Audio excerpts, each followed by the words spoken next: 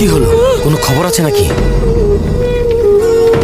ওই তো দেখা যাচ্ছে উত্তর পূর্ব দিক থেকে দৈত্য আকৃতির বালির মেঘ এদিকেই উড়ে আসছে।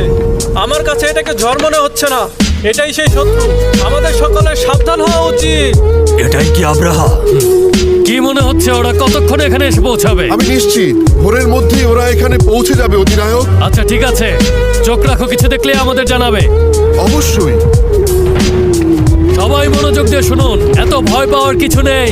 সবাই মিলে এর প্রতিরোধ করব। আল্লাহ যদি সহায় থাকেন আমাদের আর কিছুই লাগবে না। ওরা সংখ্যায় বিশাল হতে পারে, কিন্তু আমরাও সংখ্যায় কম নই। মক্কা আমাদের, ওরা আমাদের থেকে মক্কা কেড়ে নিতে পারবে না।